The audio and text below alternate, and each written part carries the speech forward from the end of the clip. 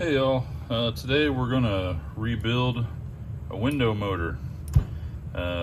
First time I've ever done it. It's a pretty common design back in the 80s and 90s, so even if you're looking at a Ford OBS truck or a Mustang or several other vehicle Broncos I've seen on YouTube, they're all basically the same exact thing. They just may look a little different in shape or size on the outside, but basically right before Ford takeover earlier this year, so back in mid-June, my motor went out, started clunking and not letting the window go up and down. So pretty common for these things, and we'll show you here in a minute what all was wrong. I hope I saved some pictures from when I first took this apart.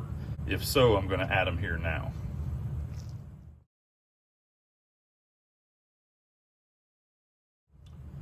All right, so because of the time frame being right before packing up to go to Ford takeover, I did not wait to buy the rebuild kit and then try to rebuild everything and get it ready to go. I just bought another motor. I just put this stuff in a box. I kept it. There's really no better window motor than your original, most likely. The motor itself probably has nothing wrong with it when you have these problems. It's just some of these replacement pieces that we'll show you here in a second. But buying an aftermarket motor these days, the motor itself is not going to have near as much power, most likely. So I will eventually, once I get this done, go back and replace it, because I definitely noticed when I put the new motor in that the window does not go up and down near as quickly as before. So don't throw your motors away if you have this problem. If they quit working, start clicking, or not going up and down smoothly, most likely it's an easy fix, and you'll have a much better part by keeping your old one than buying a new one. So in order to get this thing back together, not only are we going to put some all fresh new grease. I spent a long time getting all the grease cleaned out of all these parts and all the pieces of plastic from these things that crushed up over time from just years of use. We've got to get these two pieces put together, but then also those three crush pins in the corners, and get all that pushed back together. Again, I've been fiddling around with it here before making the video because I've not done this before, but I just took a very thin piece of Gorilla duct tape that I peeled off of there, and this is it. And I'm gonna get one end of it started with sticking to one of these, get one of these pins. And if you can see, there is a side of these plastic shear pins here that's rounded, and another side where it's more crisp and an angled straight edge. I want all the rounded edges to be pointing down to push into the gear here. And I'm going to take one of these and I'm going to get it nested inside one of these divots.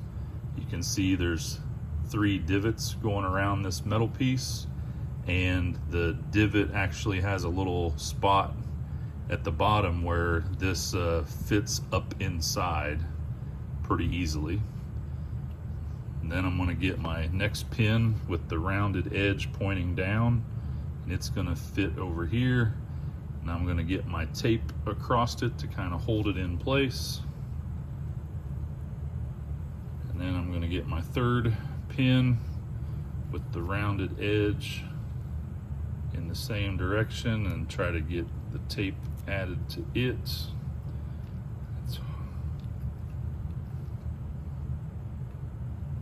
And keep everything really tight so there's no slop. So now I've got the 3 pieces in those divots. So then I'm going to line this up as best I can. And this is where it gets tricky. None of this wants to just fit in real easy. You're gonna have to wiggle, jostle around to get everything to where those curved edges of the pins will start to feed down in and catch just a little bit. It's usually pretty easy to get 2 of them, but the hardest part is getting all 3 to get started.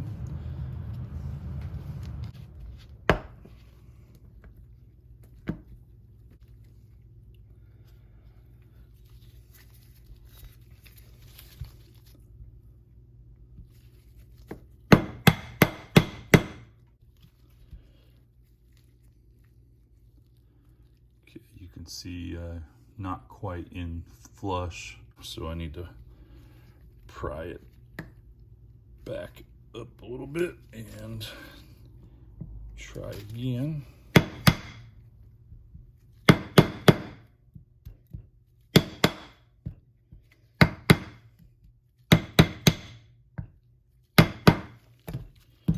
Now before I go in too far, I need to pull my tape out of here.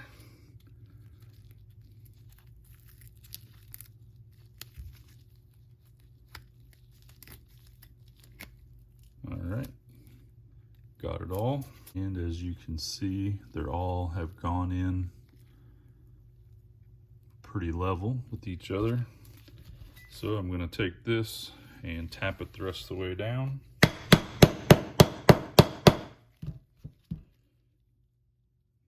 can see there, everything has gone down all the way. All right, now I've got some of this Ford Lincoln Mercury Moly fortified grease, and we're gonna pack some grease in here.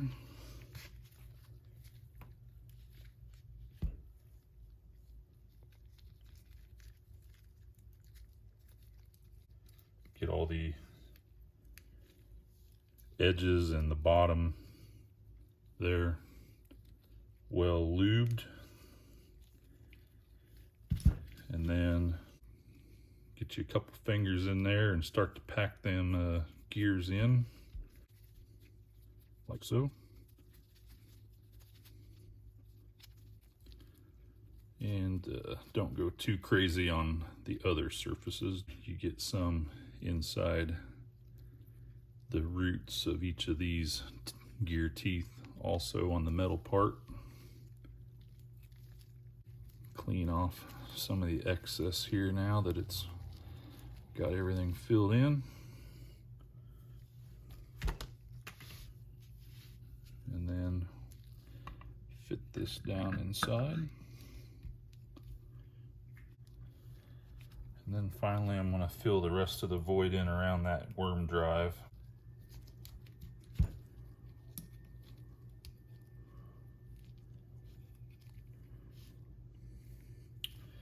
All right, I'll get these gloves off and then we'll zoom in and show you what I got. All right. And we'll take our cover here and get the cover pushed back on. We've got one screw that goes in over here. And then the other 3 spots are what will get bolted into the door frame here.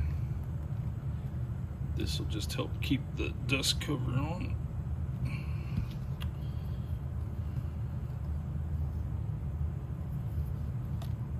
And that should do it.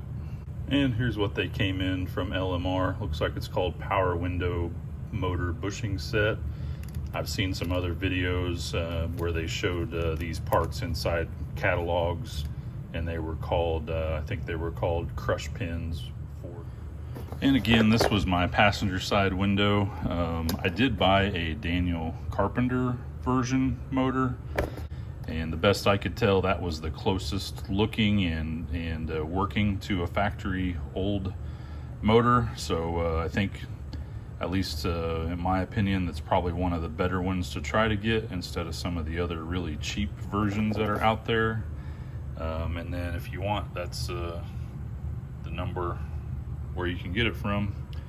Sometimes, you know, maybe the motor itself did go bad, or maybe you don't want to mess with the rebuilding it.